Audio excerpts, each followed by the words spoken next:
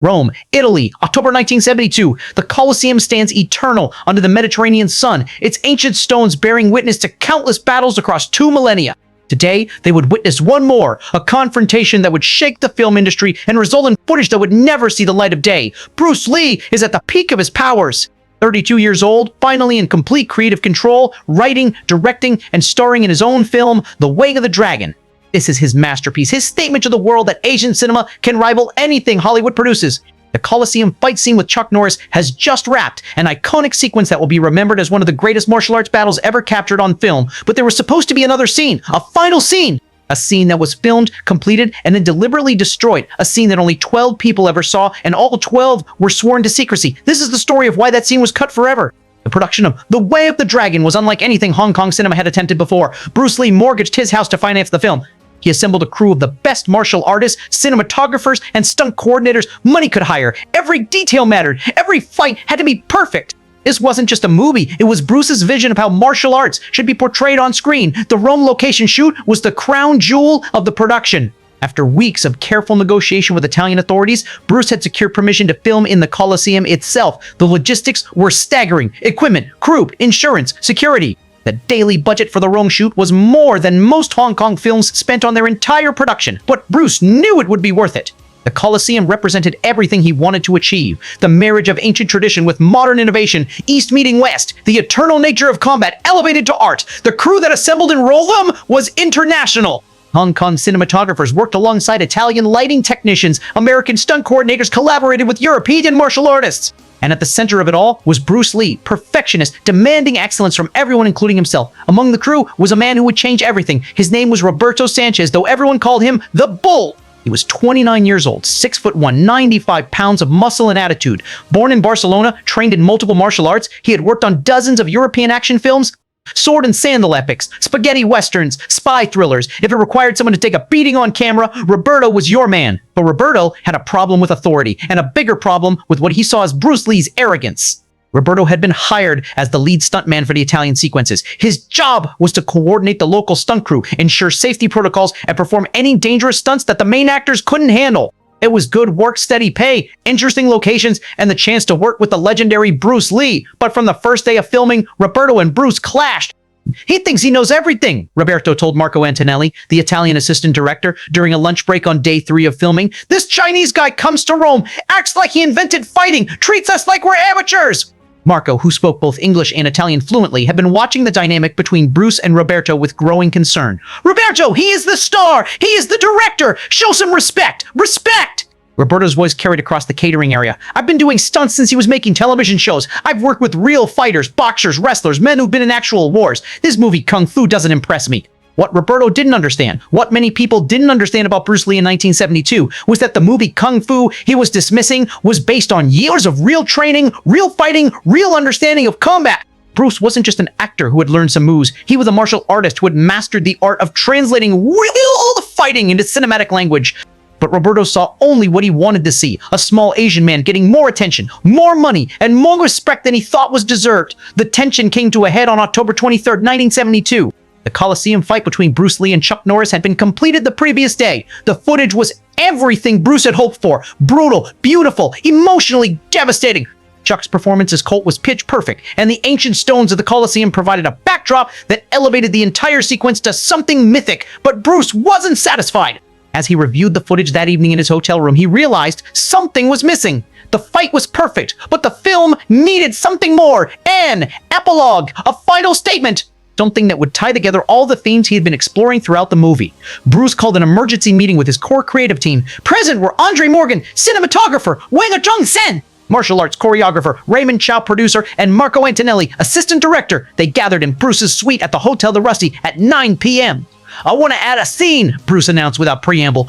After the Colosseum fight, Tang Lung walks away, but he's not finished. There's one more test waiting for him. Andre leaned forward. What kind of test? A different kind of opponent. Duh. Not like Chuck's character. Not honorable. Not respectful. Someone who fights dirty. Someone who represents everything Tang Lung stands against. I want to show that traditional martial arts can overcome not just skilled opponents, but dishonorable ones. Wang Chung Sen nodded thoughtfully. You want to show the difference between a warrior and a brawler. Exactly.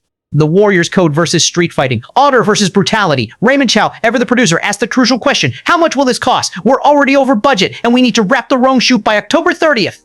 One day, Bruce said. One additional day of filming. We use the same location just outside the Colosseum. Minimal crew, minimal equipment. Roberto can coordinate it. In fact, Bruce paused, an idea forming. Roberto can be in it. Marco looked uncomfortable. Bruce, Roberto has been difficult. His attitude toward the production, toward you personally, exactly why he's perfect for this role. I need someone who can embody the kind of fighter Tang Lung despises. Someone without honor, without discipline, someone who fights like an animal. Bruce's plan was elegant in its simplicity.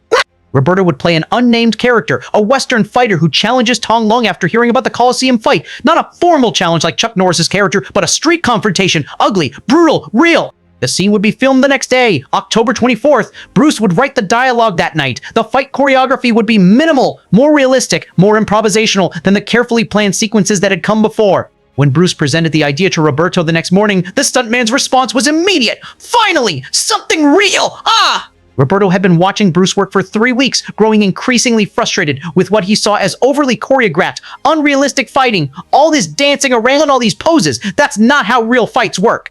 Real fights are messy. They're brutal. The stronger man wins. Then show me, Bruce said quietly. The crew that assembled for the additional scene was smaller than usual, just the essential personnel. Andre on camera, Wang Chung-sen to oversee the action, Marco to coordinate, and 3 Italian crew members to handle The location was perfect. A small plaza adjacent to the Colosseum, cobblestone ground, ancient walls creating natural boundaries. Tourist season was winding down, so foot traffic was minimal. They had the space essentially to themselves. Bruce had written the scene the night before. It was simple. Tang Lung, walking away from the Colosseum after defeating Colt, is confronted by a European fighter who has heard about the battle. This fighter, Roberto's character, doesn't want honor or sport. He wants to prove that European street fighting is superior to Asian martial arts. The dialogue was minimal, which suited everyone. Roberto's English, while functional, wasn't strong enough for lengthy speeches, and Bruce wanted the scene to be about action, not words. You are the one they talk about, Roberto's character says, blocking Tang Lung's path. Chinese fighter who thinks he is special. I don't want trouble, Tang Lung replies, trying to walk around him. Too bad, trouble wants you. That was the extent of the scripted dialogue. Everything else would be improvisation and action. The first few takes went smoothly. Roberto played his role perfectly, crude, aggressive, disrespectful. Bruce responded with Tang Lung's characteristic reluctance to fight, his attempt to avoid conflict, his gradual realization that violence is inevitable. But as the morning progressed, something changed in Roberto's performance. What had started as acting began to feel more personal. His challenges to Tang Lung carried an edge that went beyond the script. Andre noticed it first. Through his camera lens, he could see Roberto's body language shifting. The professional stuntman was being replaced by something more authentic and more dangerous. Roberto was getting too into character, Andre whispered to Wang Chung-sen during a break between takes. Wang nodded. He had been watching Bruce carefully, and he could see the subtle signs, the way Bruce's posture had changed, the increased focus in his eyes, the slight shift in his breathing pattern. Bruce was responding to Roberto's energy, unconsciously preparing for something more real than they had planned. The breaking point came during take 7. The scene called for Roberto to grab Bruce's shirt and push him backward. It was a simple move, well within the bounds of standard stunt choreography, but when Roberto made contact, he didn't pull back. Instead, he drove forward with real force, sending Bruce stumbling backwards several steps. Bruce caught himself, looked at Roberto with new attention, and asked quietly, "Are we still acting?" Roberto's response was not in the script. "Does it matter?" Marco stepped forward. "Cut! Let's reset and—" "No," Bruce said, not taking his eyes off Roberto. "Keep rolling." Andre kept the camera running. When Chung-sen moved closer, alert! The 3 Italian crew members sensed the shift in atmosphere and paid closer attention. What happened next was captured on film, but that film would be destroyed less than 24 hours later. Roberto attacked with genuine intent. Not the controlled aggression of a professional stuntman, but the raw violence of someone who had been nursing grievances for 3 weeks. His punches came harder and faster than scripted. His attempts to grab and throw Bruce carried real malice. Bruce responded with equally genuine defensive techniques. The careful choreography disappeared, replaced by instinctive reaction and authentic martial arts application. For 30 seconds, the ancient stones of Rome witnessed something unprecedented. Bruce Lee in an actual fight, captured on professional film equipment, with no safety protocols and no predetermined outcome. Roberto was strong, aggressive, and experienced, but he was also undisciplined, angry, and fighting someone whose skills he had fundamentally misunderstood. Bruce's first real counter was a trap that led to a throw. Roberto hit the cobblestones hard, rolled, came up angry. His second attack was wilder, more desperate. Bruce intercepted it with techniques that had never been seen in cinema. Too fast, too precise, too real for most audiences to process. The fight lasted 90 seconds. It ended with Roberto on the ground, Bruce standing over him, and 6 crew members in stunned silence. Roberto was not seriously injured. Bruce had maintained enough control to avoid permanent damage, but he was hurt, humiliated, and furious. As Bruce extended a hand to help him up, Roberto slapped it away and snarled something in Italian that Marco later refused to translate. Bruce stepped back, breathing heavily, and looked directly into Andre's camera. For several seconds, he said nothing. Then, "Cut the cameras!" Andre stopped filming. "That footage is not to be developed," Bruce said to the crew in English, then repeated it in Cantonese for Wang Chung-sen's benefit. "It doesn't exist!" "No one saw anything. We were just rehearsing a scene that didn't work out." Roberto struggled to his feet, still angry but now also confused. "What do you mean? We got it! We got the real thing! That's what you wanted, isn't it?" Bruce looked at him with something like pity. "No, Roberto, that's what you wanted, and now you understand why we don't give it to you." Roberto left the production that afternoon. According to Marco, he was paid in full and asked to sign a non-disclosure agreement. He returned to Barcelona and, as far as anyone knows, never spoke publicly about what happened in Rome. But the footage remained a problem. Bruce spent that evening in his hotel room with Raymond Chow and Wang Chung-sen, discussing what to do with the film. The footage existed. 35mm film stock, properly exposed, professionally shot. In pure cinematic terms, it was extraordinary, raw, authentic, unlike anything that had ever been captured. But it was also dangerous. "If this gets out," Raymond said, "it changes everything, not just for you, for the entire industry. People will expect this level of reality in every fight scene. They'll want to see actors actually hurting each other." Wang nodded. "And they'll want to challenge you, Bruce. Every tough guy, every martial artist who thinks he can take you, they'll all want their chance. You'll never have peace." Bruce understood the implications better than anyone. He had already experienced challenges to his reputation. Street fighters, traditional masters, anyone looking to make a name by defeating the famous Bruce Lee. If footage existed of him in an actual, uncontrolled fight, it would become a magnet for every person looking to prove themselves. Moreover, there were legal concerns. What had happened on set was an assault. Roberto had initiated the confrontation, and Bruce had responded defensively. But it wasn't acting either. If the footage surfaced, lawyers would get involved. Insurance companies would ask questions. The entire film could be jeopardized. "There's only one solution," Bruce decided. "We destroy it," Andre protested.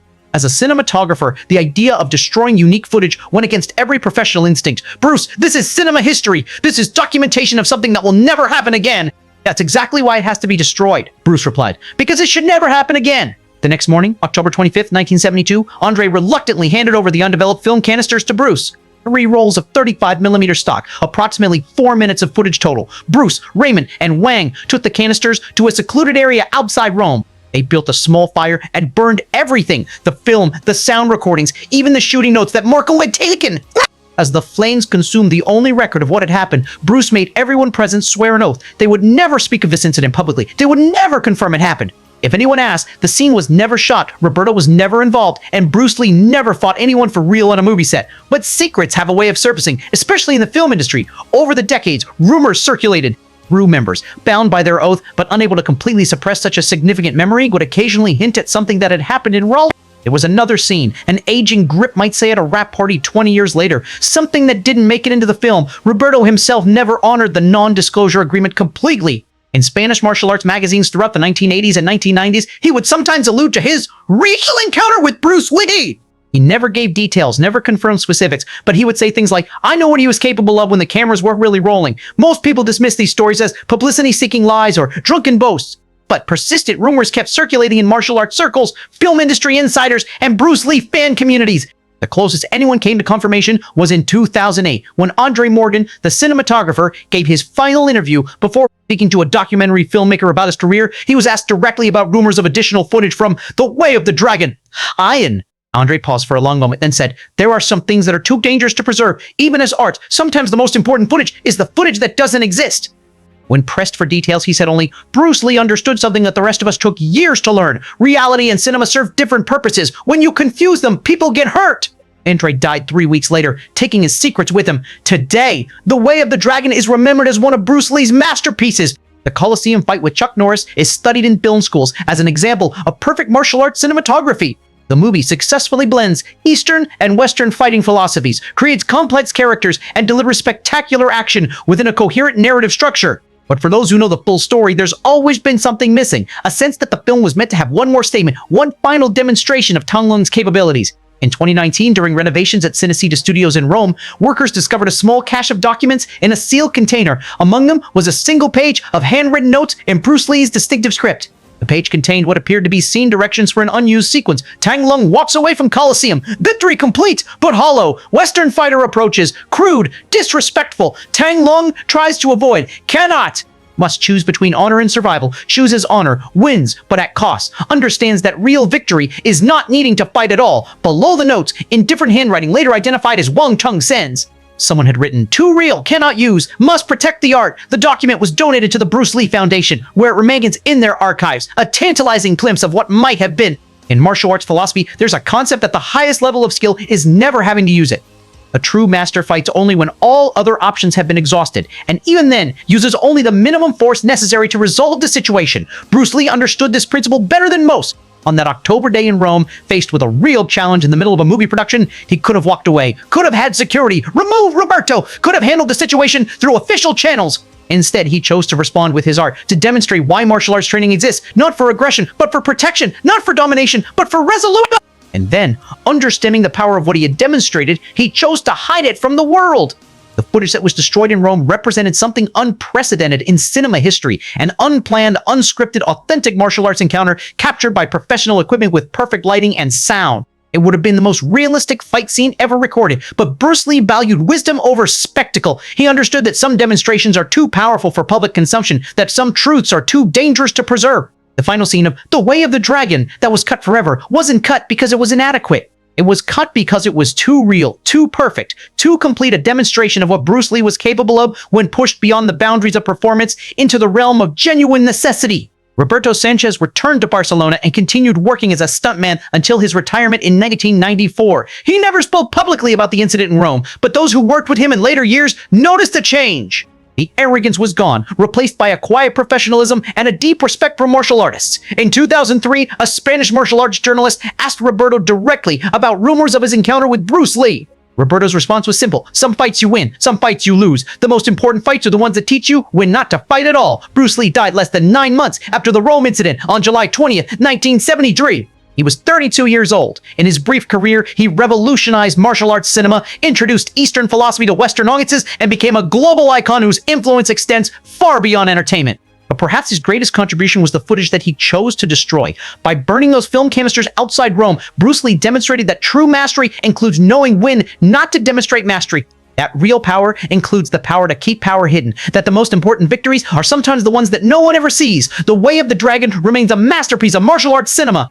But those who know the complete story understand that its greatest scene was the one that was never shown, not because it wasn't filmed, but because it was too real to share with the world. October 24th, 1972, Rome, Italy, 12 witnesses, 4 minutes of footage, one decision that defined the difference between art and reality. Sometimes the most important stories are the ones that are never told, and sometimes the greatest scenes are the ones that are cut forever.